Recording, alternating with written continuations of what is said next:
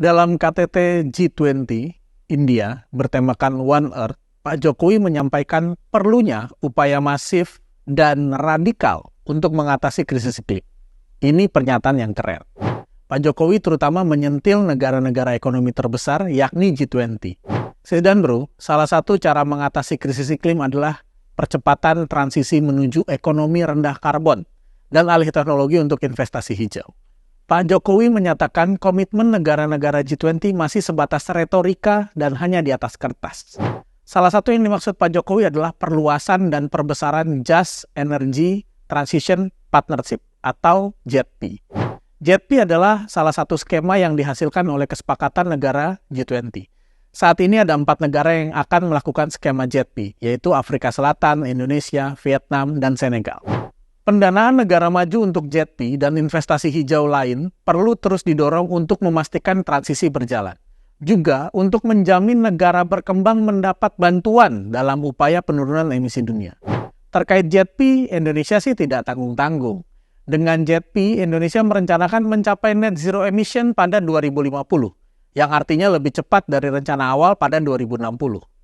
Hal ini akan ditempuh dengan cara pensiun dini PLTU dan meningkatkan penggunaan energi baru terbarukan.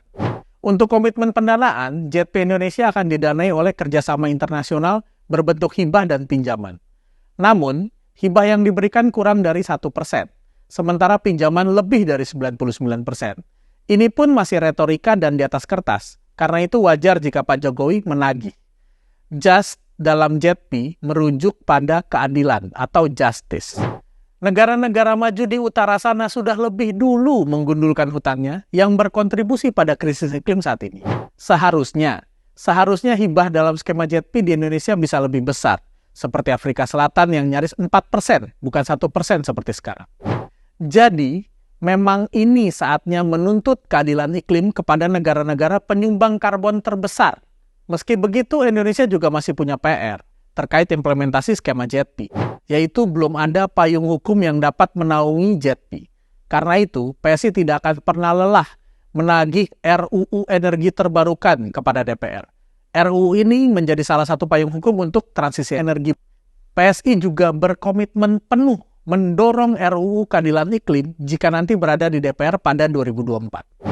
RUU Keadilan Iklim akan menjadi payung hukum bagi skema JETP dan memastikan target-target transisi energi Indonesia berjalan lancar. Salam solidaritas. PSI Partaiku.